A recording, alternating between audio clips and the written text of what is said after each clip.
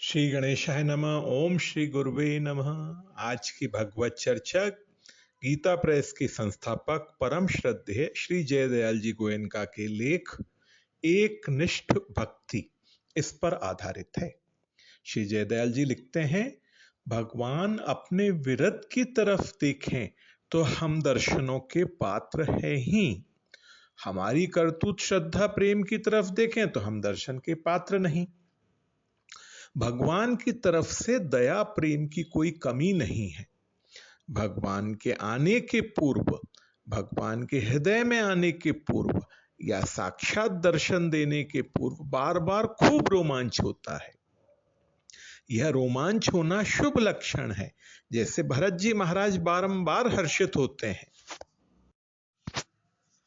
सुतीक्ष्ण में खूब प्रसन्नता थी। जिसका अंतःकरण जितना शुद्ध हो, श्रद्धा प्रेम अधिक हो, उसमें उतना रोमांच अधिक होता है। यह शुभ लक्षण है। पपीहे की एकनिष्ठ भक्ति है। मछली का प्रेम विरह की पराकाष्ठा है। पपीहा स्वाति के जल के सिवाय दूसरे जल की तरफ ध्यान ही नहीं देता। वैसे ही भगवान के सिवाय दूसरे कोई विषय अच्छे नहीं लगे। यह एकनिष्ठ भक्ति है।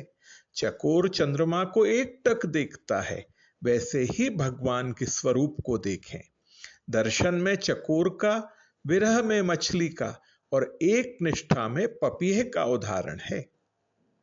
संसार में जितना अधिक वैराग्य होगा उतना अधिक भगवान में प्रेम होगा, और भगवान में जितना प्रेम होगा उतना संसार से वैराग्य होगा।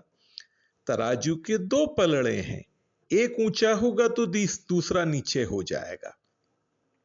वैसे ही भगवान में प्रेम होगा तो संसार से वैराग्य स्वतः ही होगा।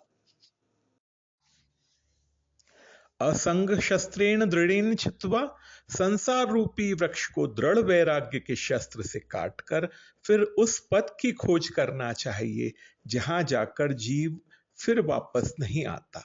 उसको प्राप्त करने का उपाय है उस आदि पुरुष के शरण हूं, ऐसा दृढ़ निश्चय करे। तमेव चाद्यम पुरुषम प्रपद्ये। बारंबार वैराग्य की भावना करे। वैराग्यवान पुरुषों का संग और स्मरण करे। किसी भी प्रकार से मन को स्फुरना से रहित करे। श्री जयदयाल जी आगे लिखते हैं, संसार के पदार्थों में दुख बुद्धि अनित्य बुद्धि करे। भय विवेक किसी भी प्रकार से वैराग्य हो सकता है। संसार के पदार्थों में दुख दोष बुद्धि करनी चाहिए। जन्म मृत्यु जरा व्याधि दुख दोषानुदर्शनम। यह भाव होना चाहिए कि संसार के पदार्थों को भोगते भोगते काफी समय हो गया, अब तो चेतना चाहिए। रात दिन एकांत में भगवान के भजन ध्यान में समय बिताना चाहिए। कुटुंब रुपया शरीर भोग सबसे मोह हटा लेना चाहिए। निंदा स्तुति की परवाह नहीं करना चाहिए। किसी बात की परवाह नहीं। खाने पीने सोने किसी की परवाह नहीं। बेपरवाह हो जाए। सबसे वृत्तियां हटाकर परमात्मा में चित्त को लगाए। यह परमात्मा में रमण है। यही सबसे उत्तम रमण है। यच्चित्ता मद्गत प्राणा बोधयन्तः परस्परम कथयन्तश्च माम नित्यम तुष्यन्ति च रमन्ति च तेषां सततयुक्तानां भजतां प्रीतिपूर्वकं ददामि बुद्धि योगम तम येन माम उपयान्ति ते।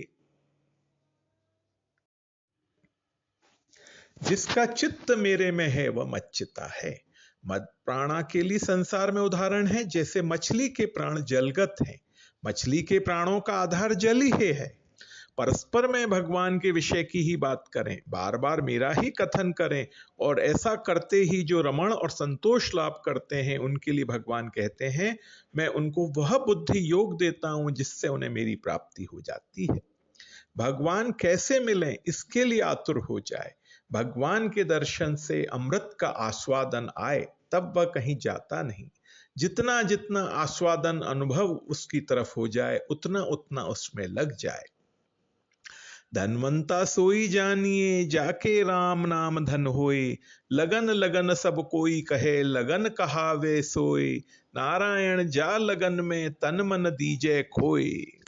आज की भगवत चर्चा इतनी ही। ओम श्री गुरुवे नमः।